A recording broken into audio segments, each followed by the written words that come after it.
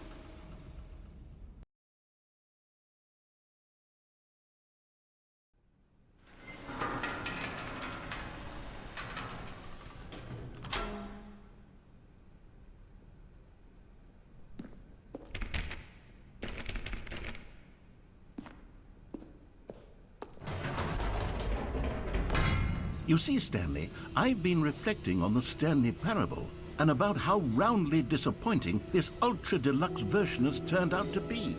The original Stanley Parable was a landmark, and any new content for it should live up to that legacy. So forget this ultra deluxe nonsense. I say we take it one step even further. Which is why I'm very proud to announce for the first time ever, the Stanley Parable 2.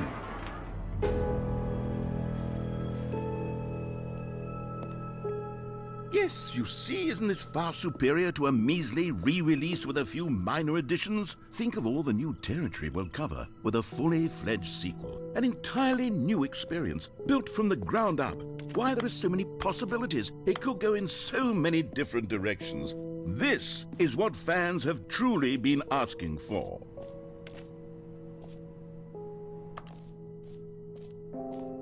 Calling it the Stanley Parable 2 is just so much catchier than Ultra Deluxe, don't you think? Ultra Deluxe? What does it even mean? But the Stanley Parable 2, now that's an artistic statement right there. It's future-oriented.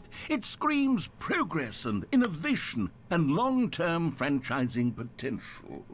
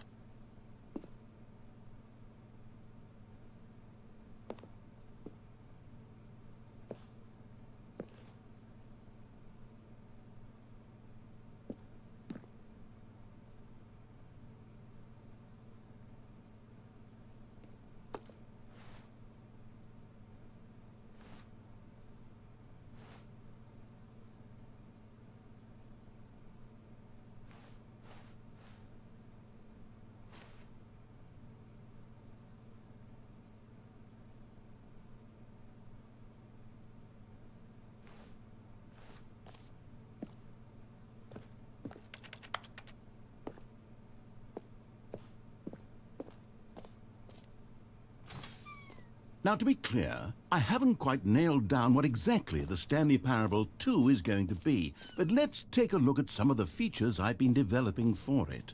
I figure that if I can loosely organize a handful of interesting concepts, that surely the game will sort of naturally spring up around them. It'll all work itself out. Game development is much more of a fuzzy magic than anything scientific or logical, really.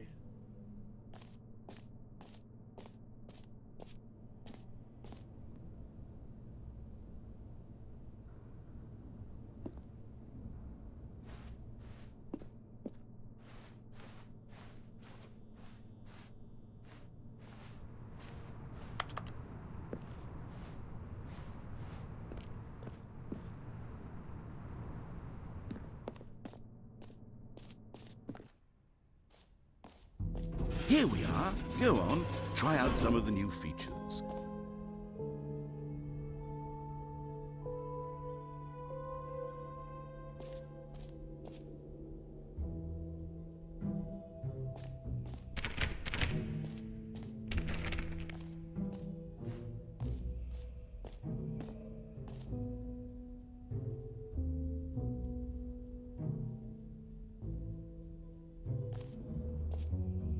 Okay, I'll be honest, I haven't yet decided on this one. I think that in the new version, the office could use a bit of decoration, like balloons. But I'm undecided on Get Well Someday and Happy 12th Birthday. Which would you go with?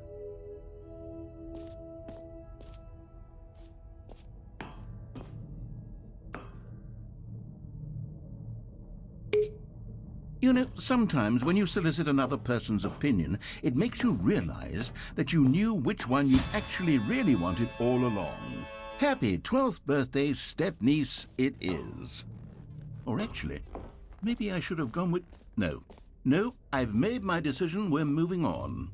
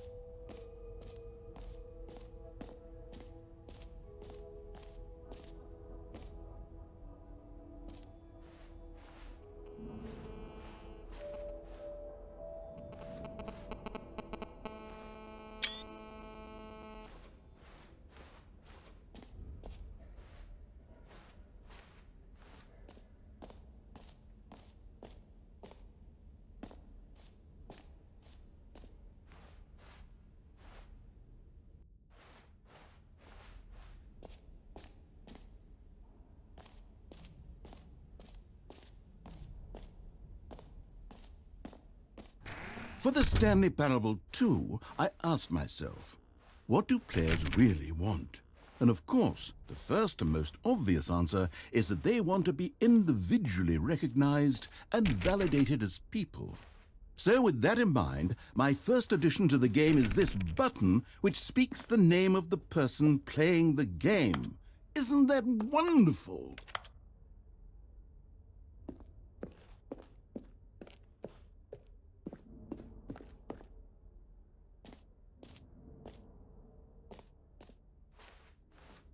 Jim. Sorry, I should have clarified. Right now, the button only says the name Jim.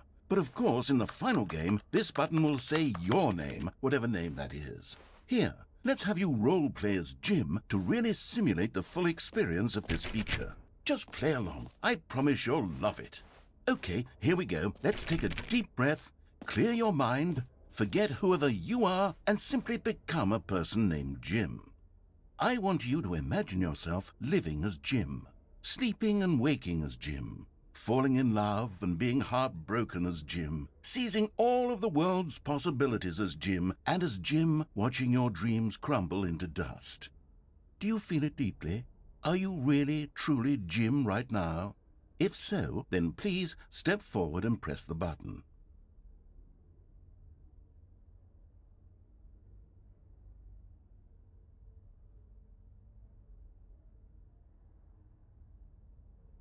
Jim. Yes! You see? What a thrill! What a rush! That was you! The button described you. Do it again. Do it again. Jim. Ooh, it hits even harder the second time. If this were the only new feature in the Stanley Parable 2, it would still be worth the money. Let's take a break from the Jim button. I'm too emotionally drained from all of this personal validation.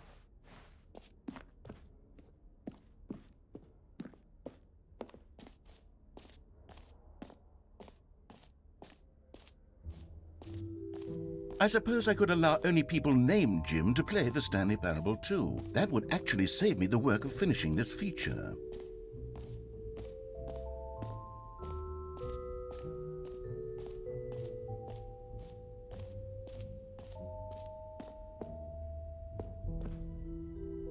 A common complaint of the Stanley Parable was that it was confusing and paradoxical, that it engendered a chaotic sense of reckless despair in those who played it. Well, I'm happy to say that after much consideration, I've engineered a clever solution to this fundamental problem with the game.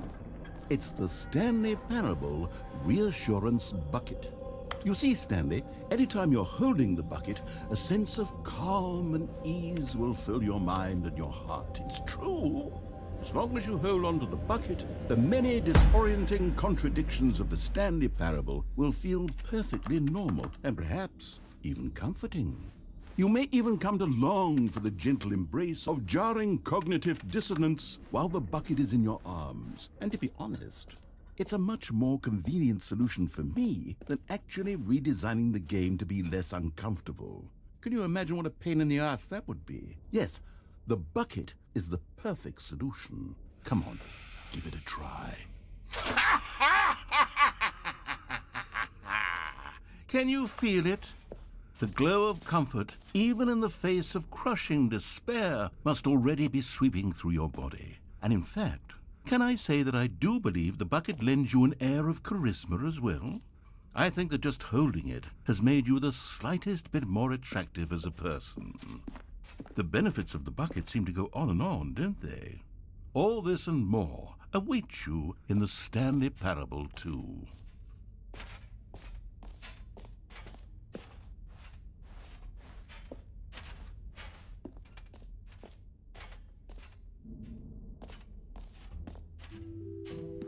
Does anyone give out awards for most enjoyable bucket in a video game? That really should be an award if it isn't already.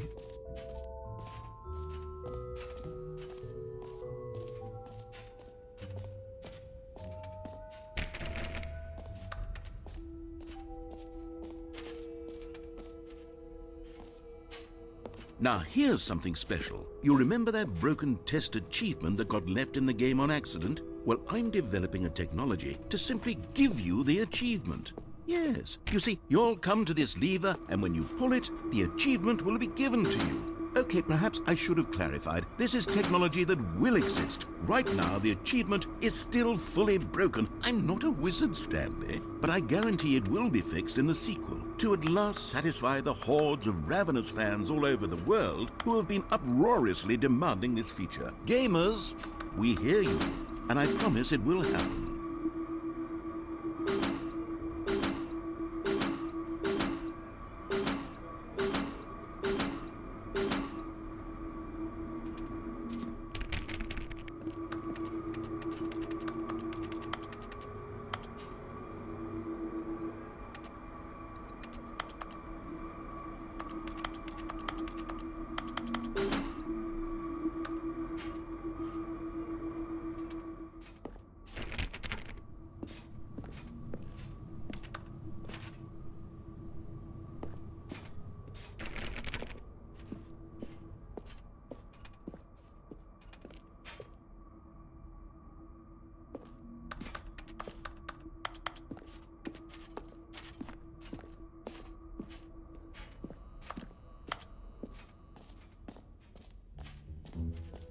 What else? What other exhibits haven't we seen yet?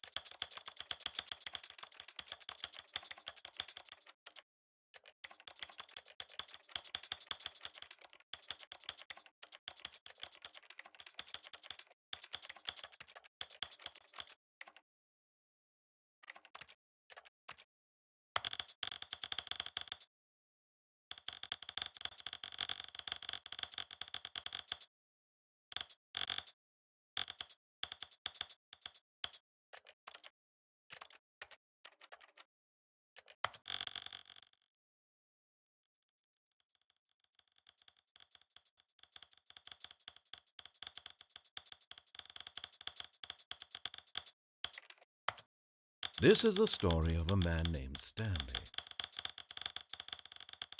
This is the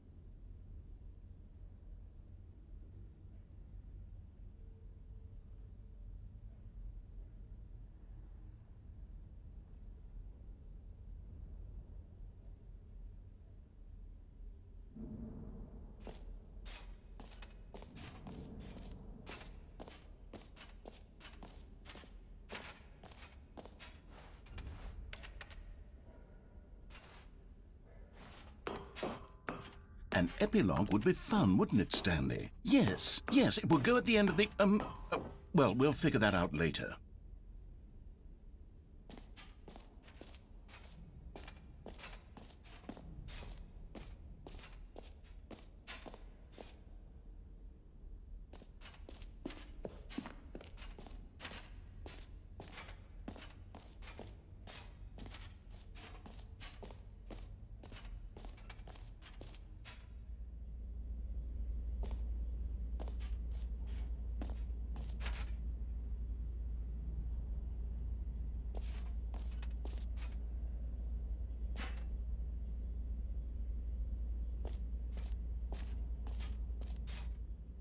Stanley, here's an idea that I'm truly fond of. It's never been done before in a video game. This is, in fact, a hole that you can fall down forever. That's right. Infinite falling. You can fall until the end of time, if you like. A stunning leap forward for video games as a medium.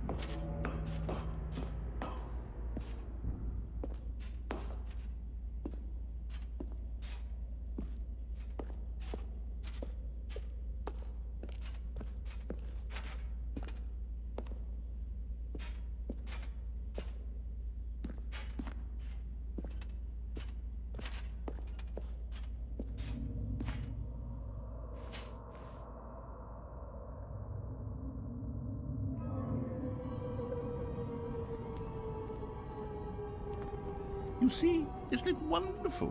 One of my more ingenious concoctions, if I do say so.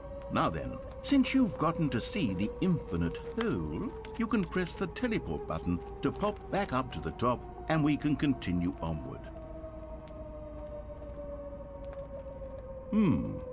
Now, I don't mean to be a bummer, but I do recommend you use the teleport button to go back to the top.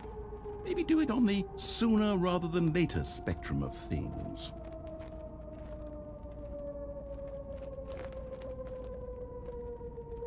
Okay, Stanley, I don't know quite how to say this tactfully, but it's possible that I slightly exaggerated the infinite nature of the hole. Is it a very, very deep hole? To be certain it is.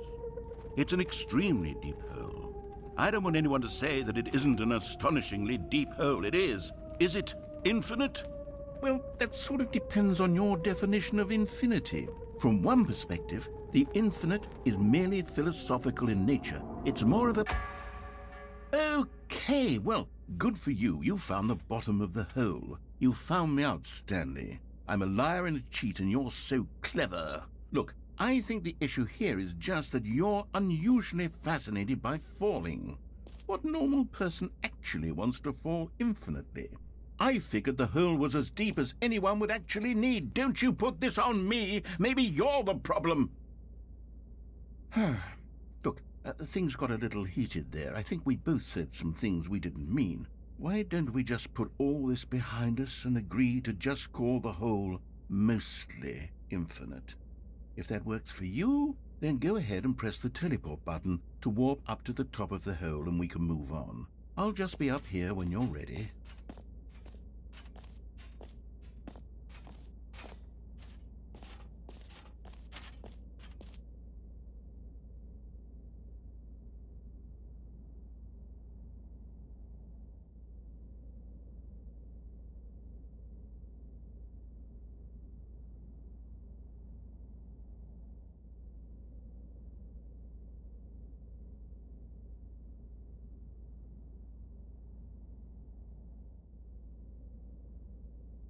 Great. Now, I'm very excited to show you even more of my ideas for the sequel.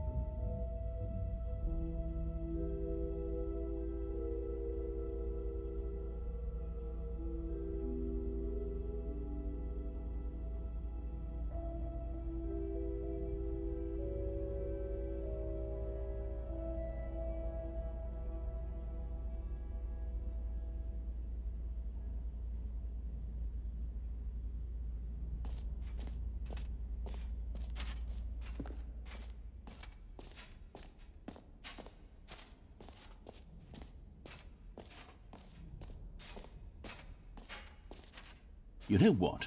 Let's bring the jump circle back for Stanley Parable 2 as well. It's... Oh, wait. You already spent all your jumps the first time we saw the jump circle. Oh well. I suppose it can just be a nice decorative piece then.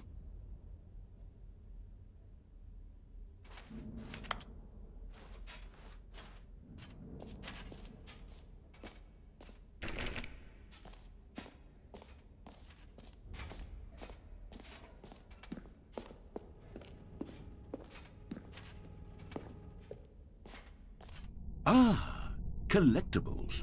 Now it's a real video game. In the Stanley Parable 2, you'll run around gathering up these miniature Stanley figurines. And what's truly innovative is that there will be no reward for collecting all of them. I don't want to stifle the intrinsic joy of watching a number go up. You simply collect all of them, and then you move the hell on with your unremarkable life.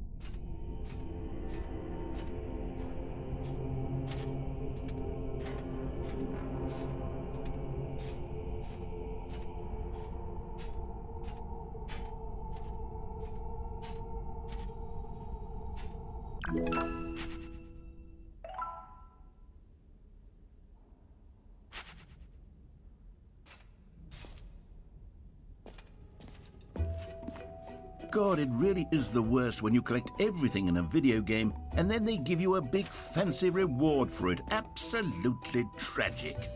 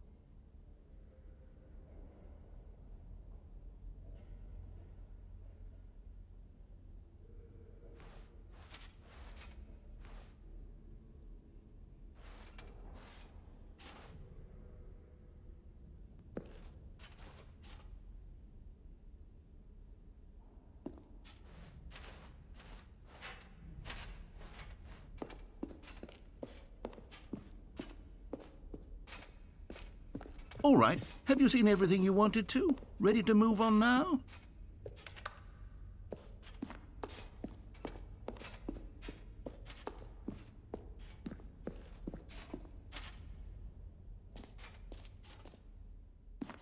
So, Stanley, what do you think? Do you like all of the new features? Yes, I know it's not exactly clear yet how exactly these features will come together as one single coherent video game, but I can feel it in my soul. It's going to work. There's definitely a good game in there somewhere. Say, let's do an experiment. I'll arrange these new features together, and we'll see whether or not it coheres into a meaningful gameplay experience. Okay, are you ready? Here it is. I give you the Stanley Parable 2.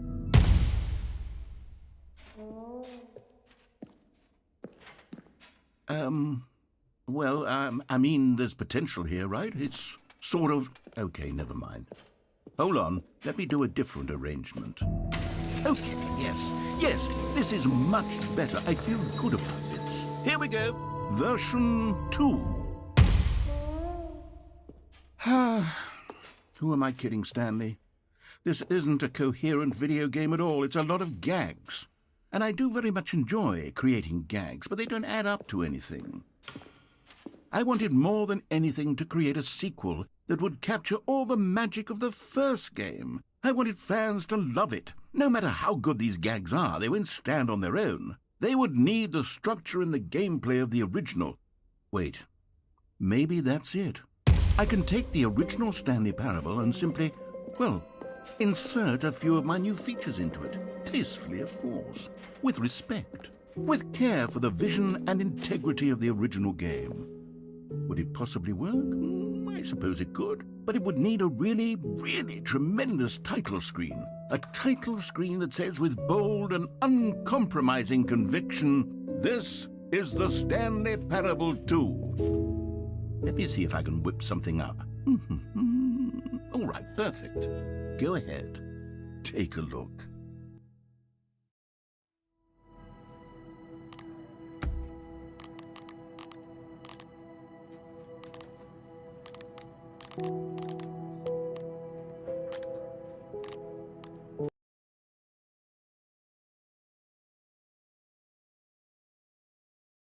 This is the story of a man named Stanley. Stanley worked for a company in a big building where he was employee number 427. Employee number 427's job was simple. He sat at his desk in room 427 and he pushed buttons on a keyboard. Orders came to him through a monitor on his desk, telling him what buttons to push, how long to push them, and in what order. This is what employee 427 did every day of every month of every year. And although others might have considered it soul-rending, Stanley relished every moment that the orders came in, as though he had been made exactly for this job. And Stanley was happy. And then one day, something very peculiar happened. Something that would forever change Stanley. Something he would never quite forget. He had been at his desk for nearly an hour when he realized that not one single order had arrived on the monitor for him to follow. No one had showed up to give him instructions, call a meeting, or even say hi. Never in all his years at the company had this happened, this complete isolation. Something was very clearly wrong. Shocked, frozen solid,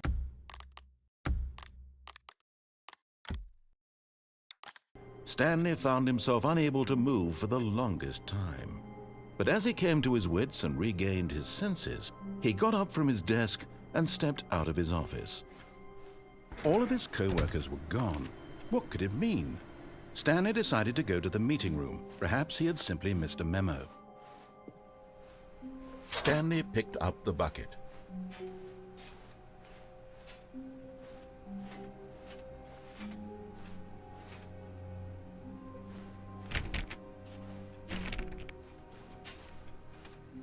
Stanley pressed the bucket upon every little thing in the office. Nothing responded to the bucket's touch, but it did little to discourage Stanley's belief in the magic of the bucket.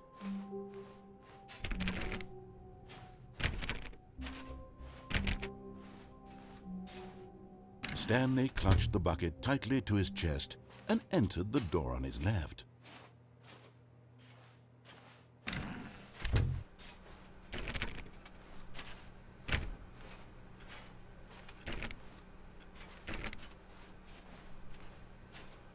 Still no one was here.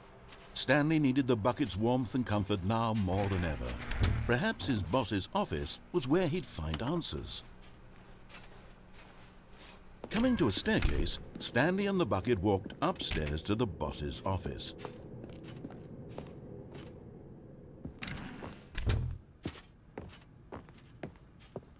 Stepping into his manager's office, Stanley was once again stunned to discover not an indication of any human life.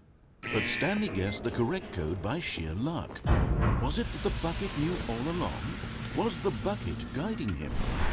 Yes, this is certainly the most logical explanation.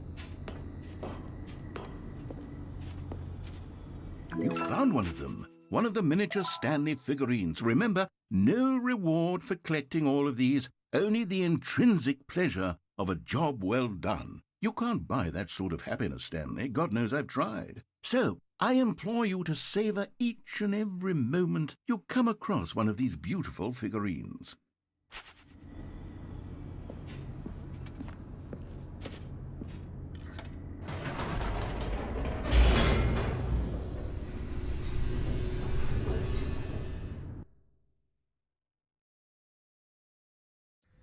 The elevator raced downward, plummeting towards an unknown fate.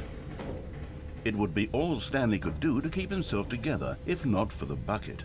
Soothing him, comforting him, reassuring that in this darkest moment of uncertainty, he would be all right. The bucket is here for you, Stanley.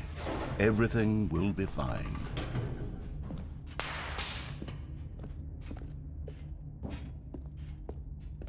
Stanley and the bucket walked straight ahead through the large door that read, Mind Control Facility.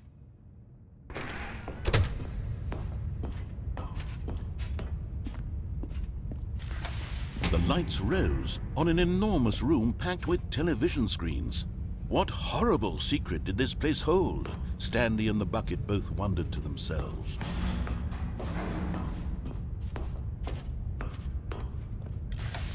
The monitors jumped to life, and Stanley nearly dropped the bucket in shock. Everyone in the office was being videotaped, monitored like guinea pigs. The bucket had never seen anything like this, and it very nearly burst into tears as Stanley cradled it gently, reassuring it that everything would be fine.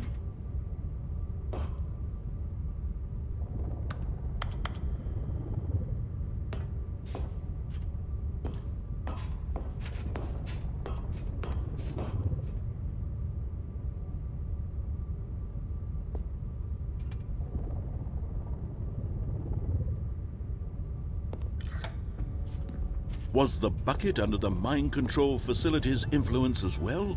Had the bucket been told to do things it didn't wish to do?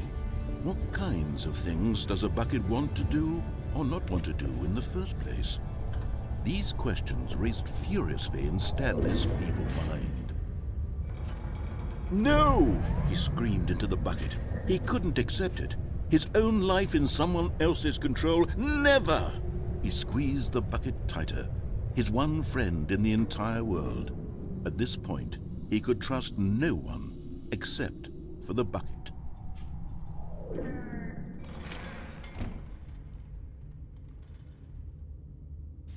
But here was the proof.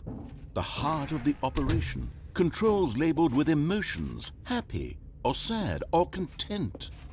Walking, eating, working, all of it monitored and commanded from this very place. And as the cold reality of his past began to sink in, Stanley decided that this machinery would never again exert its terrible power over another human life. For he and the bucket would dismantle the controls for good. Two best friends, Stanley and the bucket, up against the world. They high-fived in a really cool way, and the bucket made a sassy comment about taking down the system.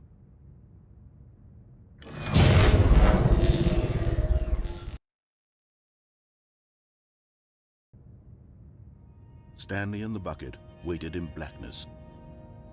Was it over? Yes, they had done it. Stanley and the bucket had defeated their greatest and darkest enemy, freed themselves from the tyrannical grip of the evil mind control machine. Freedom was now mere moments away. Excitedly, the two of them began to discuss the kind of life they wanted to live once they stepped through this massive door. The bucket wanted to learn to roller skate. Stanley wanted to sneeze in every country on Earth. Both of them wanted to begin watching a movie, any movie, but then stop it halfway through and begin watching it in reverse from the end. True, it was a simple life they envisioned, but it was one they'd lived together, with one another to lean on, to trust, to support. What? Wait. What was happening? Why had the door stopped? Was Stanley and the bucket not about to be freed? An unbearable silence filled the room, lingering in uncertainty, until finally the truth hit Stanley square in the face. This building did not want the bucket to leave. Even the facility itself recognized the incredible calming presence of the bucket, needed the soothing warmth of the bucket, would go to any lengths not to part with the bucket. No. Stanley can't leave this place, not while he has such a precious bucket in his arms. Not while this building has anything to say about it. Stanley realized he would never again leave this very room. But at least he has the bucket. To be trapped eternally in darkness isn't really so bad, Stanley thought to himself. As long as I have my bucket with me, right? I'll be okay, won't I? Stanley gulped. Very soon now, he was about to find out.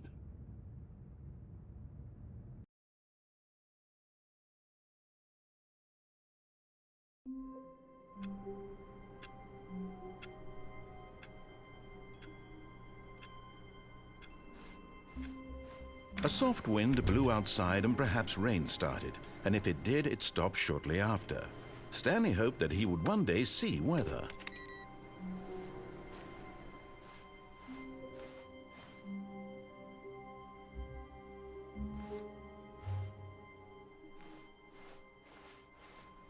Stanley lifted the bucket into his arms, and a wave of comfort rushed over him.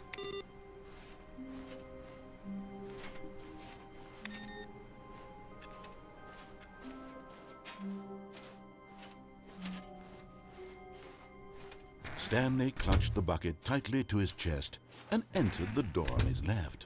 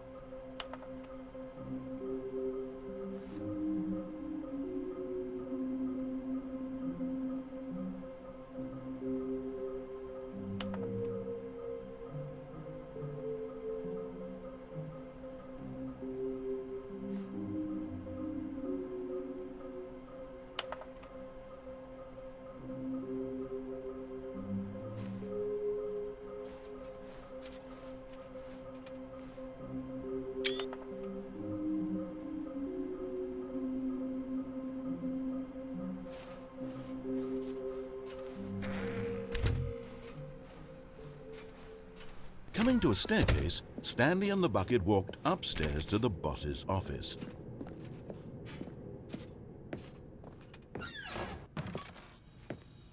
Another miniature Stanley figurine. This, there really must be a snappier name for these things. What about mini-stands? Stanley figs? Or what about Stanlerines? Yes, I think I like that. Another Stanlerine under your belt.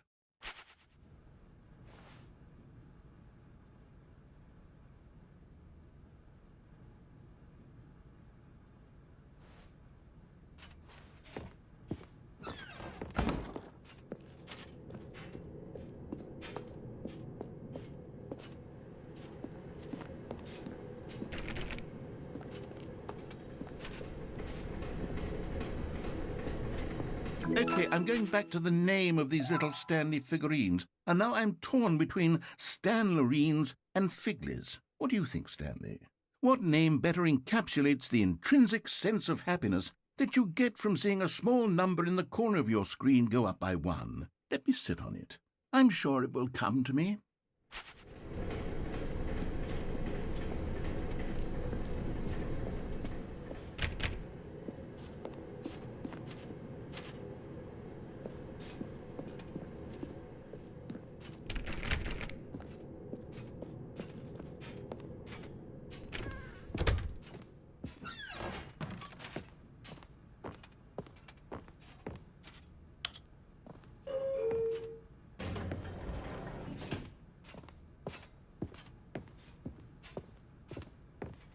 Stepping into his manager's office, Stanley was once again stunned to discover not an indication of any human life.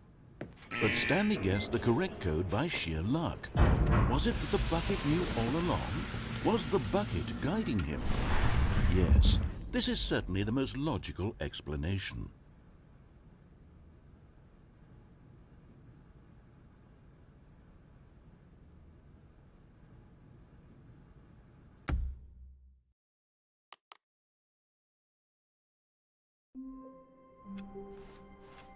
All of his co-workers were gone. What could it mean? Stanley decided to go to the meeting room. Perhaps he had simply... The confusion and the chaos all seemed to melt away as Stanley embraced the bucket. Stanley clutched the bucket tightly to his... This was not the correct way to the meeting room, but Stanley had felt the bucket calling to him, telling him that the employee lounge was simply the place to be. And here it was. Had the bucket turned out to be correct? No, never mind. The bucket was wrong. Stanley took the door on his left to go back to the meeting room. No, said the bucket. don't go to the meeting room. Go somewhere else. The cargo lift, yes. Go there. Go to the cargo lift.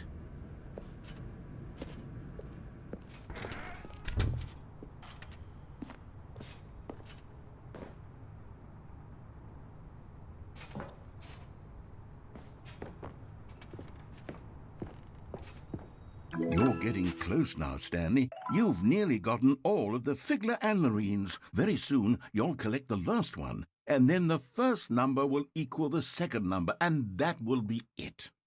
We'll be different people by then. Different in the sense that we used to have none of them, and now we have them all. You can't go back to when you had no Figler Anlerines. None of us can.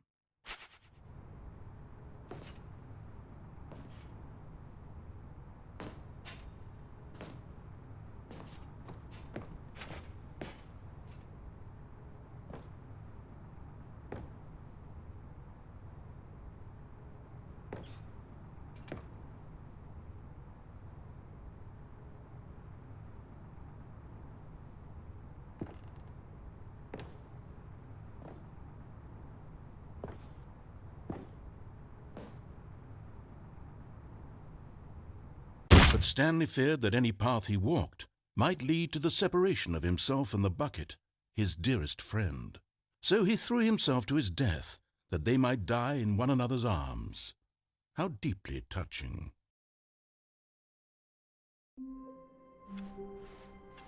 All of his co-workers were gone. What could it mean? Stanley decided to go to the meeting room. Warmth spread through Stanley's arms. With the bucket in his arms again, he was home.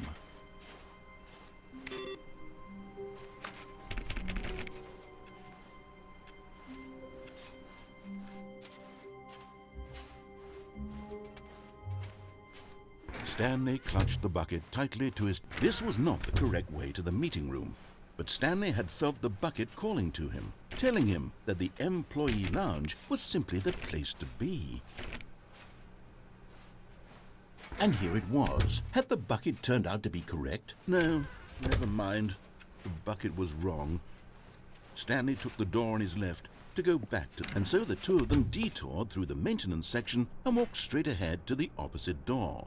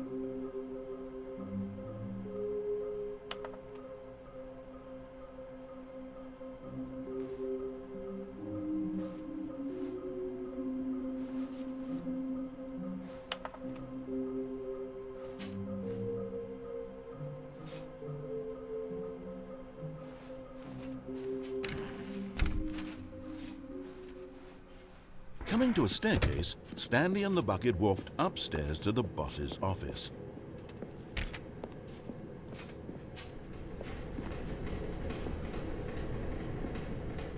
But Stanley just couldn't do it.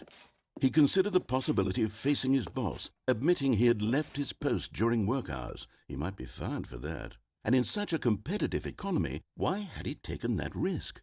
All because he believed everyone had vanished? His boss would think he was crazy. And then something occurred to Stanley. Maybe, he thought to himself,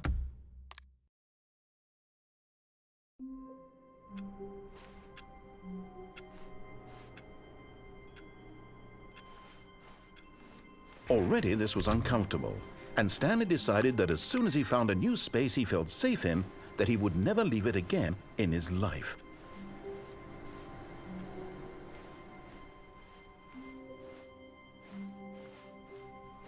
Stanley picked up the bucket and smiled. He'd never be alone again, not truly alone, not with the bucket around. Stanley clutched the bucket tightly to his chest and entered the door on his left.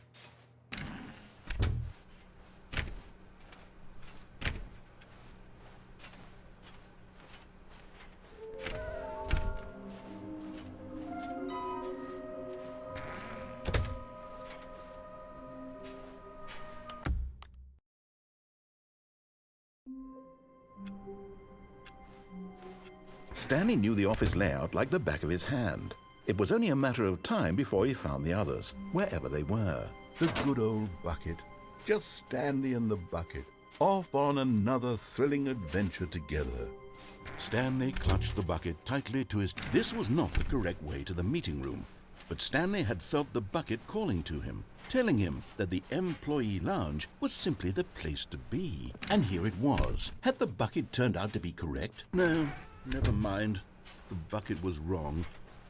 Stanley took the door on his left to go back, and so the two of them detoured through the maintenance section and walked straight ahead to the opposite door.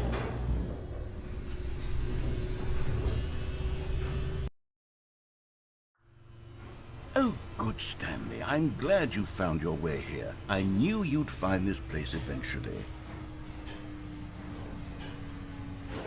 You see, your friends and I are concerned for you, Stanley. We've come together here because we care about you very much. It's this bucket you're carrying around everywhere. The bucket isn't even from the original Stanley Parable. It's just sequel content. We're the ones that matter, Stanley. Classic characters from the first game, like the Adventure Line and the Broom Closet. Because that's what fans want from a sequel. They want more of their favorite jokes, not this bucket that they've never seen before. Yes, I know I'm the one who gave you the bucket, but you're spending too much time with it. Don't you want another story involving the adventure line? We could make the adventure line go somewhere new. Yes, yes, that's what the fans want. Let's do it. Whee! Look at that wacky line. Who knows where it'll go off to next? Oh, and it played some silly music as well.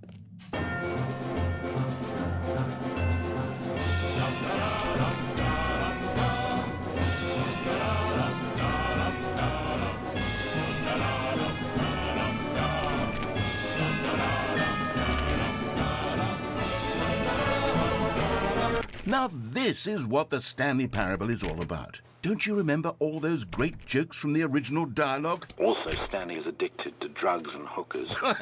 Yes, it's as classic now as it was back then. Let's do it for the fans, Stanley. Let's give them more content exactly like this.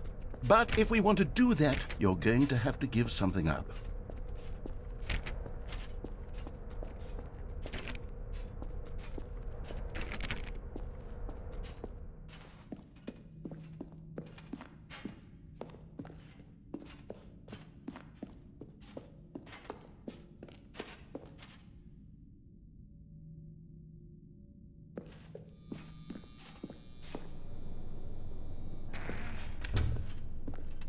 Don't you get it, Stanley?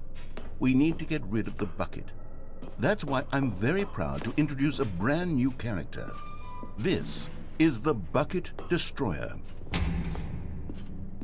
I think it'll make a wonderful new addition to the rich lore of the Stanley Parable. True, it also was not in the original game, but it's such a well-fleshed-out character with so much personality that to me it already feels as though it's been part of the cast all along. Don't you agree?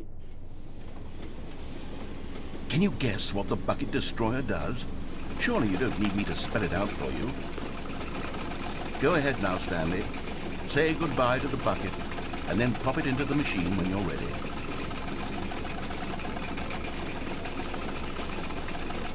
Now listen to me. It's crucial that you give it the bucket.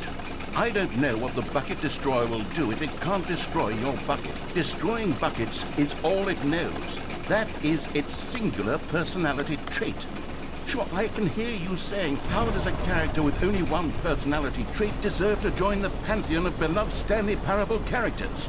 Well, you see, if you were to really explore the Bucket Destroyer, you would see that its desire to crush buckets is so densely loaded with complexity and nuance that it's really like 10 personality traits. What other object in this game can you even say that about? The broom closet? Certainly not. I wonder what sort of Bucket Destroyer merchandise the fans will be clamoring for after this.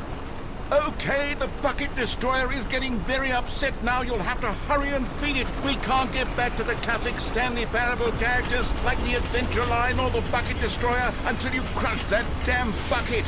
Quickly now, the fans are waiting. Do it, the fans, Stanley. Give the fans what they want. Hurry and...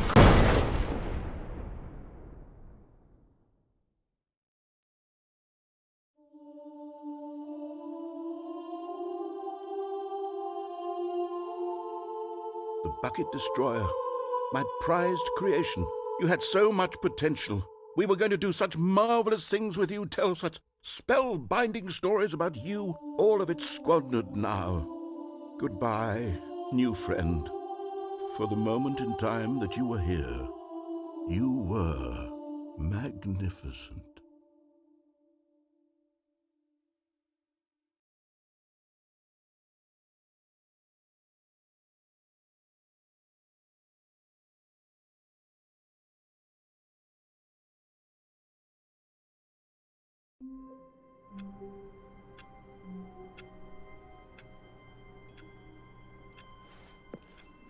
All of his co-workers were gone. What could it mean? Stanley decided to go to the meeting room. Perhaps he had said... Where are we going today? The bucket asked. Stanley just smiled. Anywhere they went together would be perfectly fine with him. Stanley clutched the bucket tightly to his... This was not the correct way to the meeting room, but Stanley had felt the bucket calling to him, telling him that the employee lounge was simply the place to be. And here it was. Had the bucket turned out to be correct? No, never mind. The bucket was wrong. Stanley took the door on his left to go back, and so the two of them detoured through the maintenance section and walked straight ahead to the opposite door.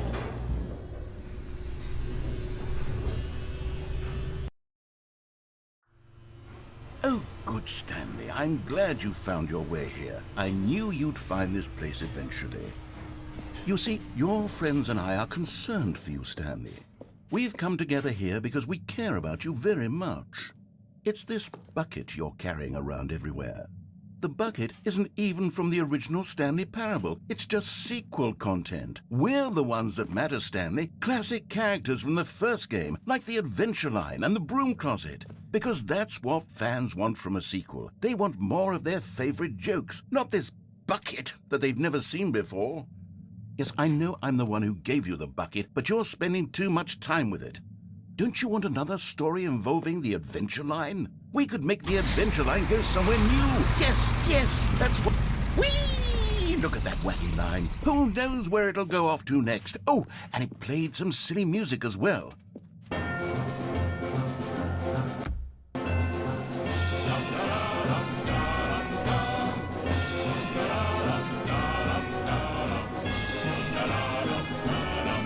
Now this is what the Stanley Parable is all about. Don't you remember all those great jokes from the original dialogue? Also, Stanley is addicted to drugs and hookers. Yes, it's as classic now as it was back then. Let's do it for the fans, Stanley. Let's give them more content exactly like this. But if we want to do that, you're going to have to give something. Don't you get it, Stanley? We need to get rid of the bucket. That's why I'm very proud to introduce a brand new character. This is the Bucket Destroyer. I think it'll make a wonderful new addition to the rich lore of the Stanley Parable. True, it also was not in the original game, but it's such a well-fleshed-out character with so much personality that to me it already feels as though it's been part of the cast all along. Don't you agree? Can you guess what the Bucket Destroyer does? Surely you don't need me to spell it out for you. Go ahead now, Stanley. Say goodbye to the bucket, and then pop it into the machine when you're ready.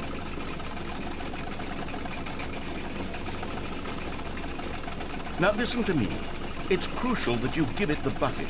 I don't know what the Bucket Destroyer will do if it can't destroy your bucket. Destroying buckets is all it knows. That is its singular personality trait. Sure, I can hear you saying, how does a character with only one personality trait deserve to join the pantheon of beloved Stanley Parable characters? Well, you see, if you were to really explore the Bucket Destroyer, you would see that its desire to crush buckets is so densely loaded with complexity.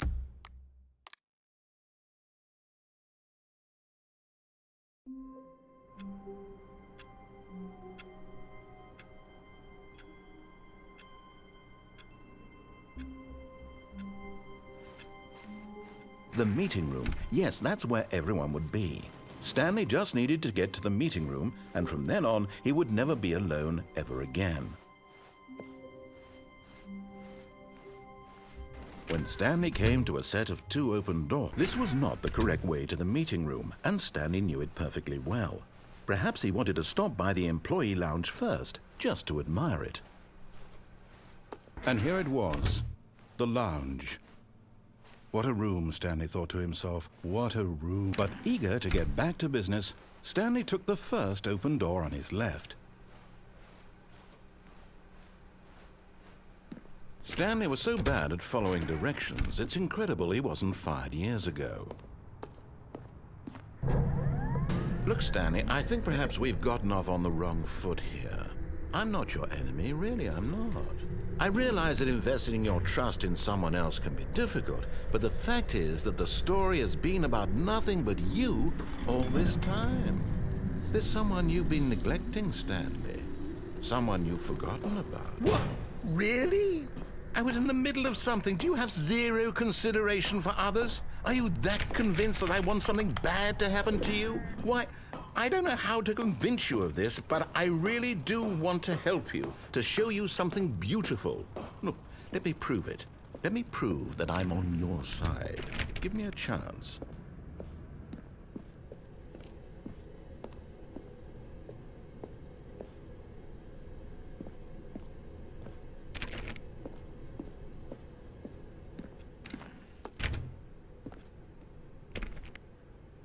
Now listen carefully, this is important.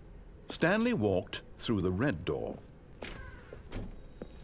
And there it is, the last Stiggly Wiggly. Savor this moment, Stanley. This is a real accomplishment. This is doing something just for the sake of doing it. Where so many people expect to be rewarded for the most trivial achievements, you've insisted that a job well done is its own reward. I would tell you that I'm proud of you for collecting them all, but that would be like a reward, and we can't have that. So, instead I'll just say, it's done. We're all done here, and now we can go to whatever the hell you were doing before you hunted for figurines.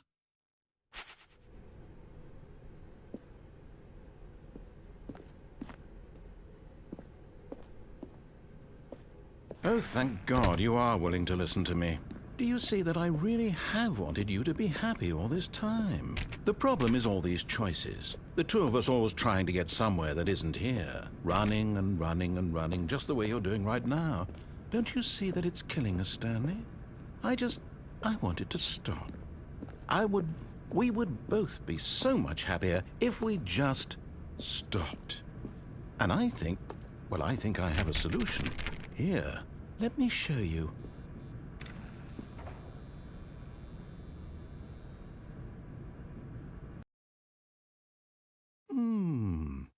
What do we want?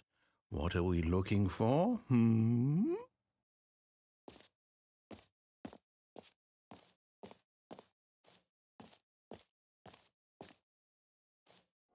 Here.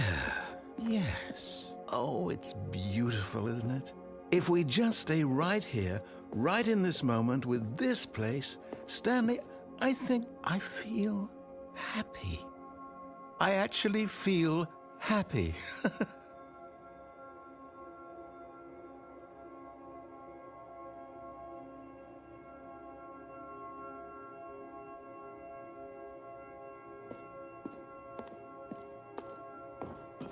No, wait.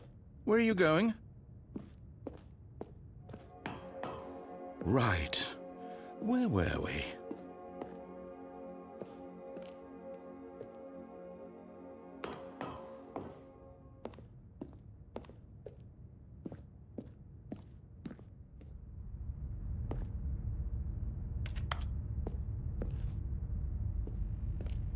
Oh, no.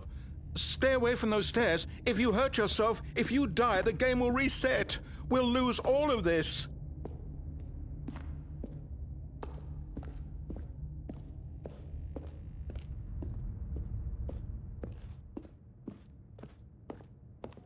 Good, good. We can't be too safe. Promise me you won't go back there. Just stay here.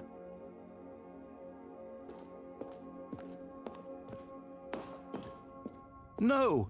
What do we talk about? You're risking everything we achieved here.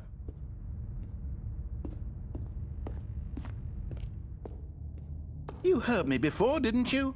You will die! What about this isn't getting through to you? Please, no, Stanley, let me stay here. Don't take this from me. Please, Stanley, think about what you're doing. No! Oh, thank God you lived. You had me worried there for a moment. Now, no, what are you doing, Stanley? Please, I'm asking you not to take this away from me. I can't go back to what I was before. If you die, we'll both go back. Why are you doing this?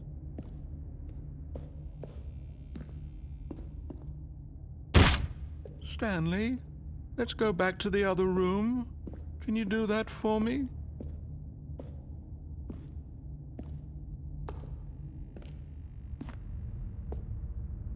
Yes, perhaps you can. Perhaps you finally see what I'm talking about. I know you'll see that we can't be happy if we leave this place. You can see that, can't you?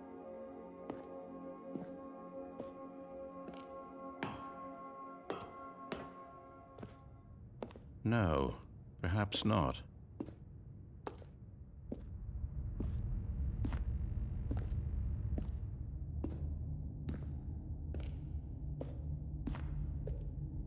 My God, is this really how much you dislike my game? That you'll throw yourself from this platform over and over to be rid of it? You are literally willing to kill yourself to keep me from being happy. Am I reading the situation correctly? Or maybe you're just getting a kick out of it. I don't know anymore. I just wanted us to get along. But I guess that was too much to ask. It looks like you wanted to make a choice after all. Well, this one is yours.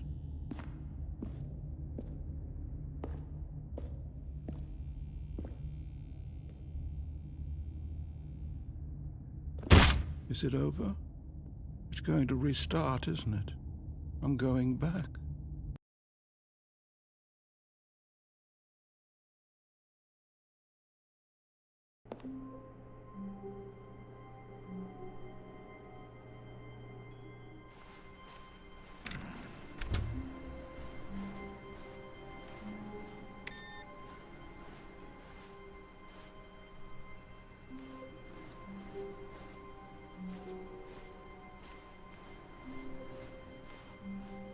Stanley, I'm sorry, but I have to put a pause on things. It's those figurines, those figglers.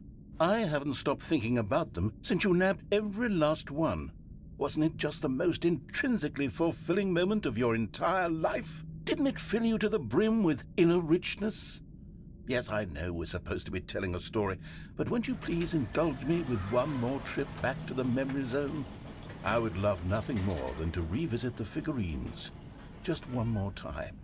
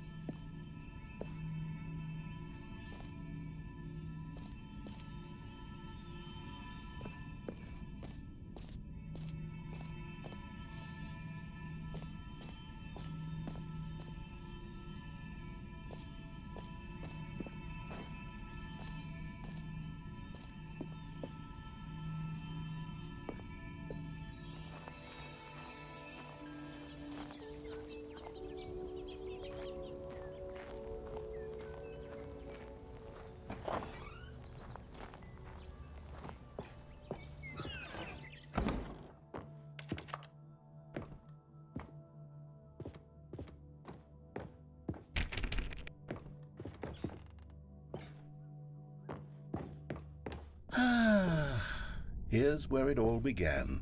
The first collectible. Back then, we had no idea of how many of them we'd find. Sure, it said 6 right there on the screen, but how could we know for certain? We were so innocent. We'll never be like that again, Stanley.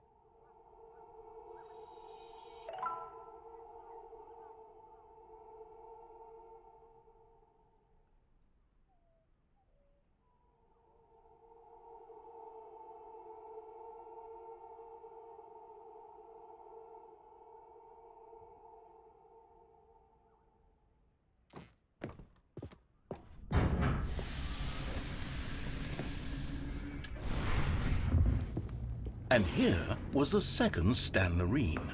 You found this one all on your own just by poking around behind the boss's office. You did that, Stanley. I'll be honest, back then I had no faith in you to find any of them, let alone 6. But you continue to surprise me in all sorts of mundane, unremarkable ways. Okay, let's do a little quiz. Which of these rooms was the room you found your third mini Stan? Can you remember?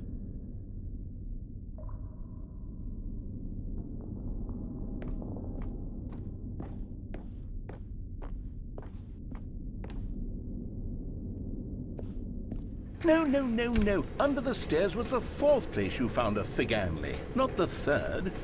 Well, I guess perhaps I shouldn't be surprised. Memories like these are so precious and so cherished that they all just sort of blend together, don't they? You know what? If under the stairs feels like the 3rd place you found a collectible, then who am I to go making judgments?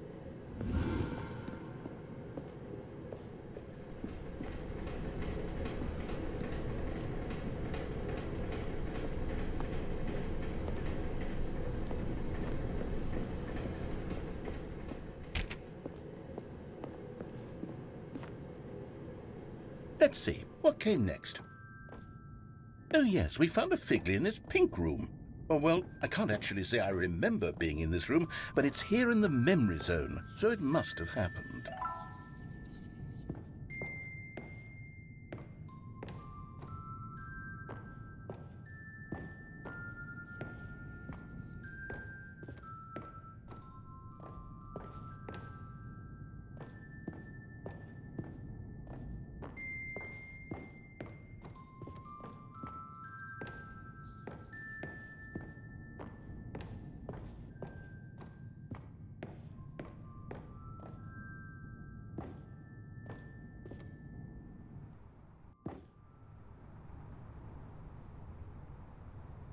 This was the 5th mini-stand, and this one was really something special. It was in the warehouse. I remember it so clearly. In fact, because this one is particularly special to me, I made a little video to commemorate the occasion. Enjoy.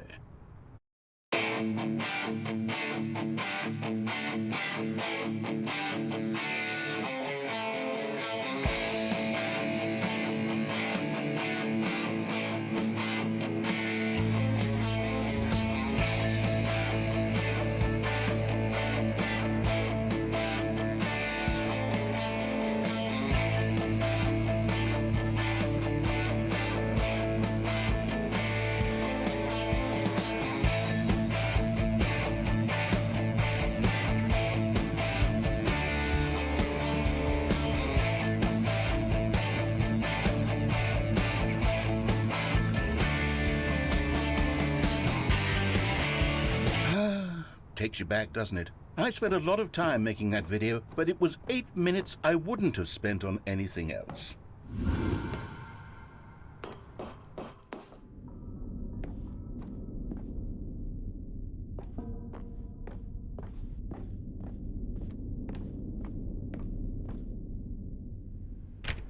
And then, Stanley, then we came to the last collectible, the final figurine, right here by the red and blue doors.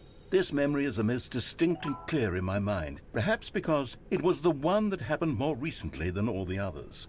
Who can truly say how the mind works?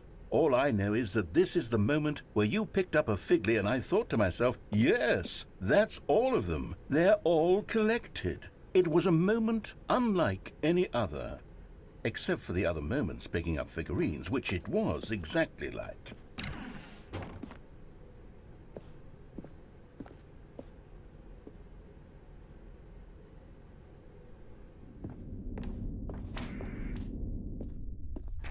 And then there was no more, because we've caught up to the present moment. Nothing left to do but move onward into the future. Goodbye, Memory Zone.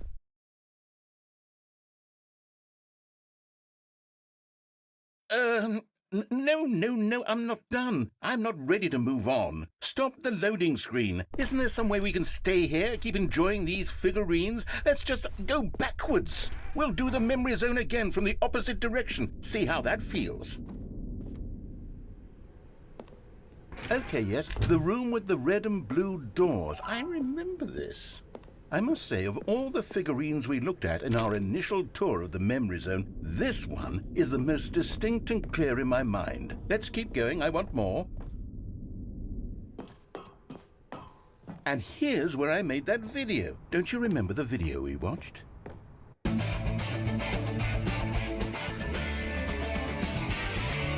Yes, I love that video.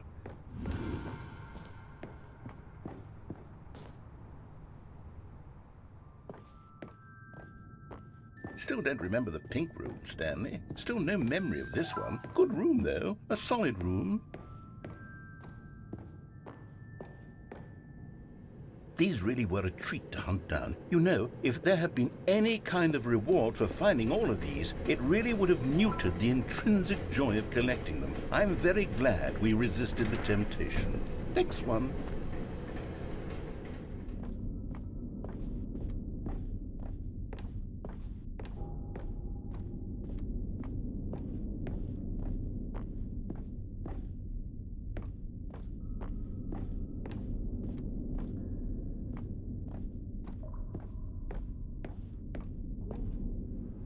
This was our second Figley. Don't you remember? Yes, I remember it too. The past is truly a wonderful thing. Why does anyone ever choose to leave it? Keep going. This is it, the very first one we found in the exhibit where I introduced you to the figlarines. Oh, I want more memories, Stanley. I want to keep going. What else is there? What came before this?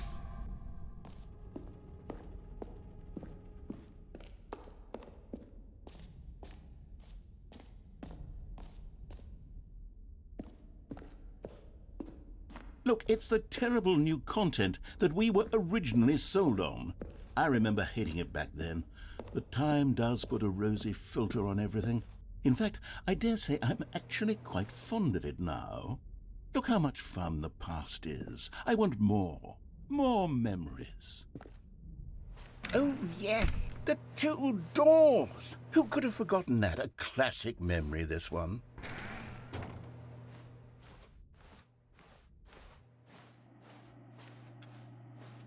And before everything else, there was your office.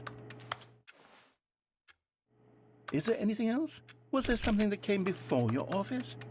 There's something I feel I can remember. I can remember. Yes, I'm remembering something now. I remember before this whole story got started. Back then I was different.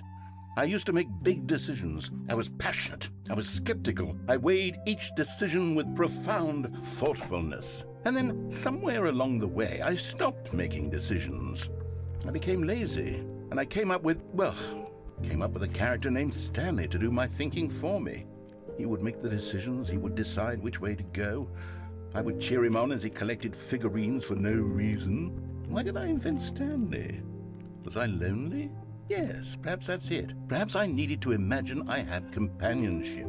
And Stanley really did make for a wonderful companion, even if he was a fiction.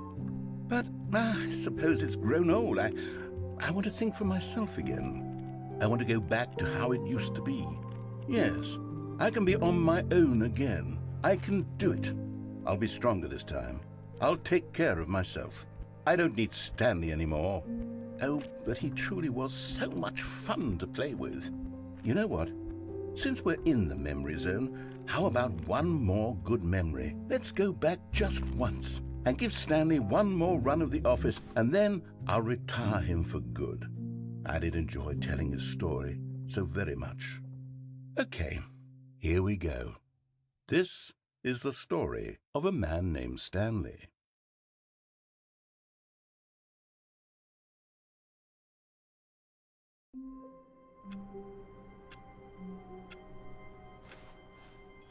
Someone was following Stanley. He was sure of it.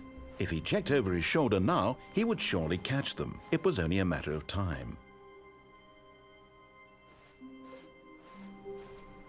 A good bucket, a strong bucket, a humble bucket, a committed bucket, a bucket of culture and distinction.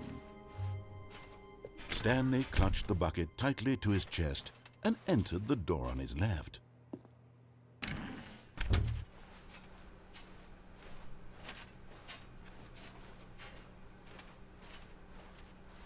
Still no one was here. Stanley needed the bucket's warmth and comfort now more than ever. Perhaps his boss's office was where he'd find answers. Coming to a staircase, Stanley and the bucket walked upstairs to the boss's office.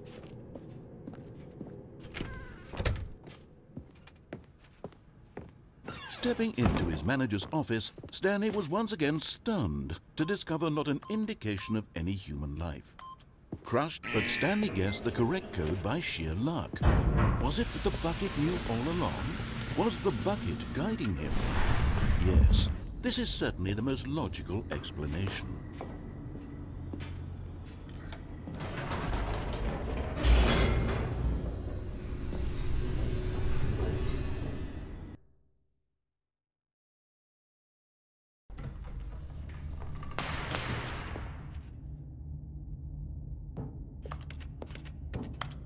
Stanley and the bucket walked straight ahead through the large door that read, mind control Although this passageway had the word escape written on it, the truth was that at the end of this hall, Stanley and the bucket would both meet a violent death. The door behind them was not shut. Stanley and the bucket still had every opportunity to turn around and get back on track.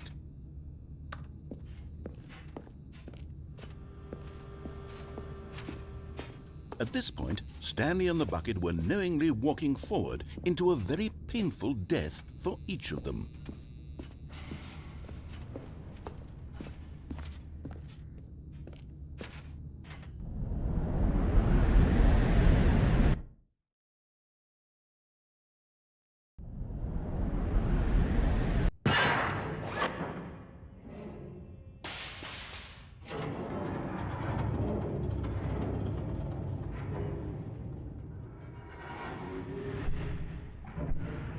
As the machine whirred into motion and Stanley and the bucket inched closer to their demise, Stanley reflected on how meaningless the bucket's warmth and comfort had turned out to be. To be sure, it puts the mind and the soul at ease to embrace the bucket, but what use is a sense of ease when you're about to be crushed to death? This is what Stanley thought to himself, and he sort of kicked himself for wasting so much time carrying a bucket everywhere. Farewell, Stanley.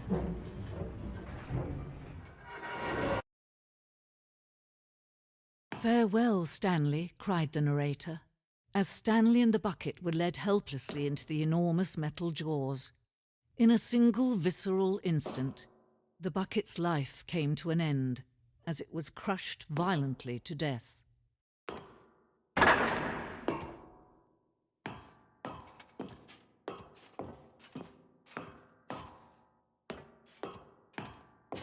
It was a shame, the death of such a magnificent bucket.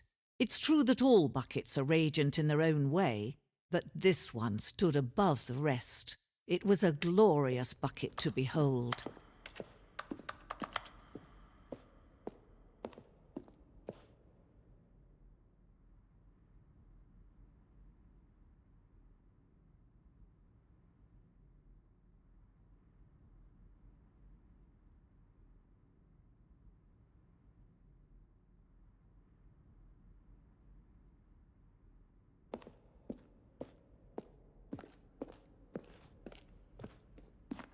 Can you see how arrogant it was for Stanley to take a bucket like this and to claim it for his own? Can you see the hubris that blinded him? Can you see that the bucket is far more noble than Stanley will ever be in his short life?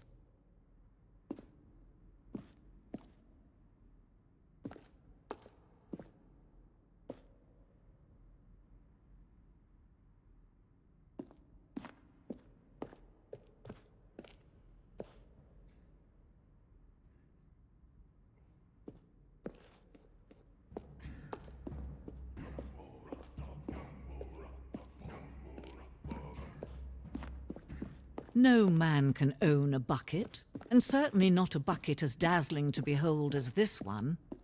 It is man who should kneel before the bucket.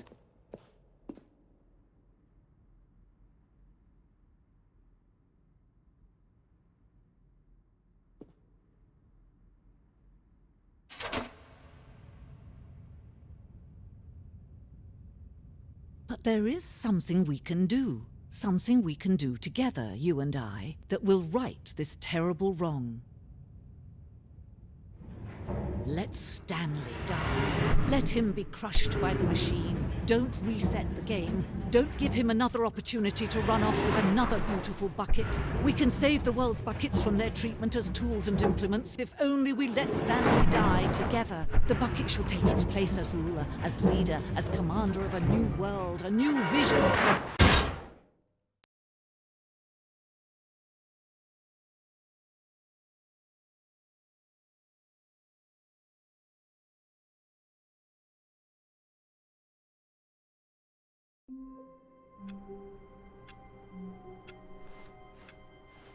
All of his co-workers were gone.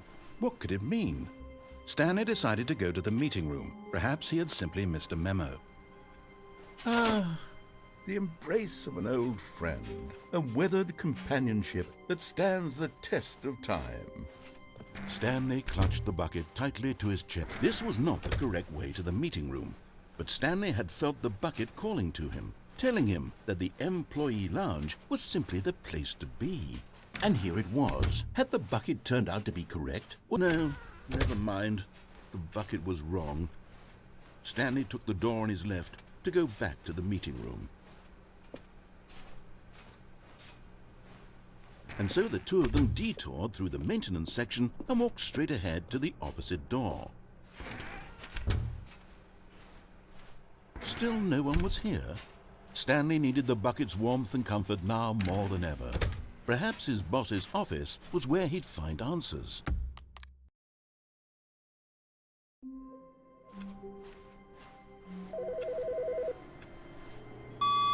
Good morning. Thank you for contacting the Future Happiness Foundation. We are confirming your shipment of 1,327 cardboard boxes to your place of work. Can you verify that this is correct? Excellent. Your order will arrive shortly. Thank you again for contacting the Future Happiness Foundation.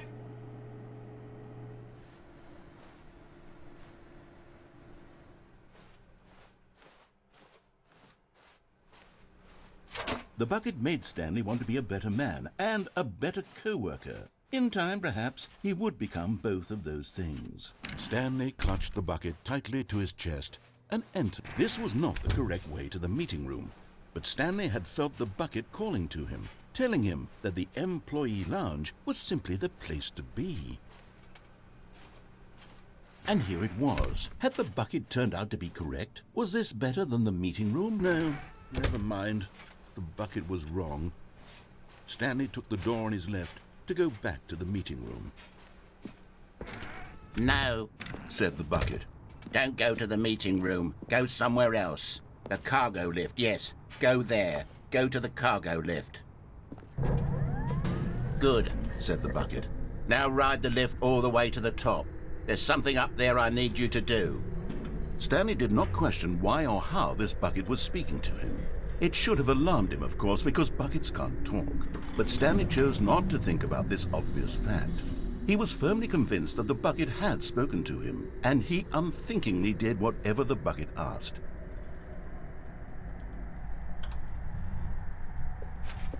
In here. Said the bucket. Go into this dark room over here. Stanley once again obeyed blindly.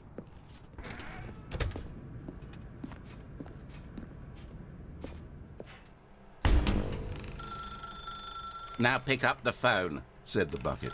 Pick up the phone and it will take us back home, where we can go about life.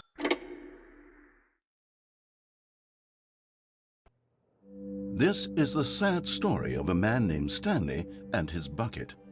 Once upon a time, I gave Stanley a bucket because I thought he was lonely and could use a friend. And then, very distressingly, he began to believe the bucket could speak to him.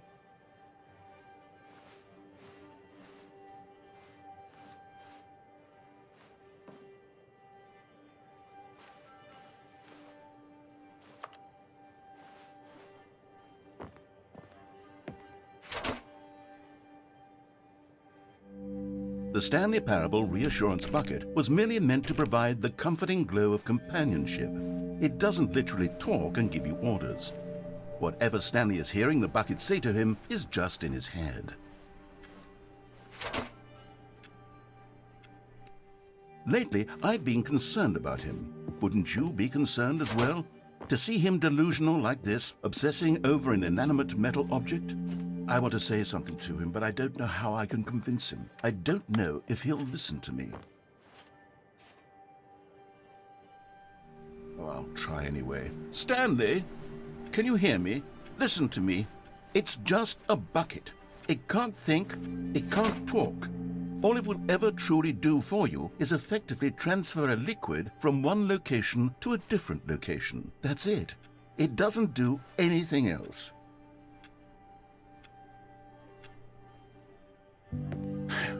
You see, he's not listening. He's still taking orders from the bucket. You know, once upon a time it was me he took orders from. Me he trusted and listened to. Now all he cares about is his awful bucket. This stupid hunk of metal.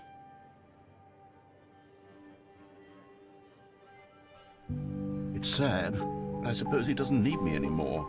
From now on, he's just going to cling to this bucket, this cold, empty bucket, this sort of shiny bucket. Well, I'll give it this. The bucket does have a nice shine to it.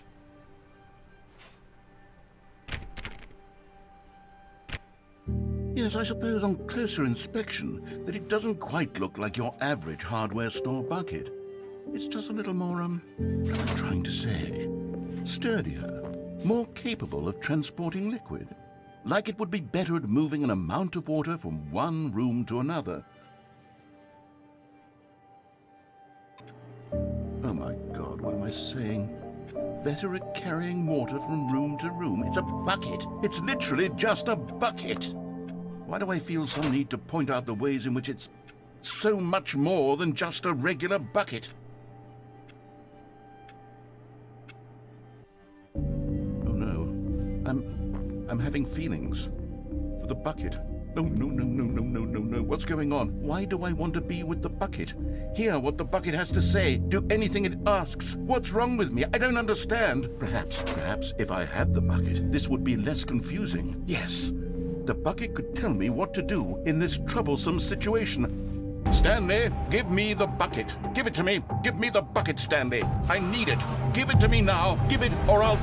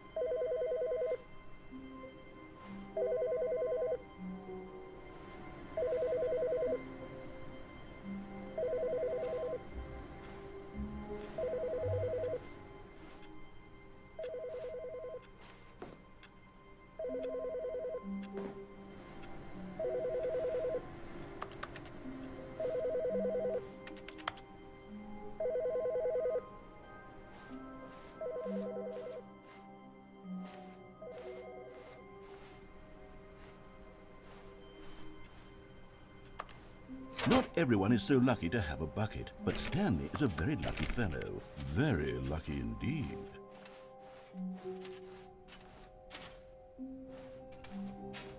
Stanley clutched the bucket tightly to his chest, and this was not the correct way to the meeting room. But Stanley had felt the bucket calling to him, telling him that the employee lounge was simply the place to be. And here it was. Had the bucket turned out to be correct? No, never mind. The bucket was wrong. Stanley took the door on his left to go back to the meeting room.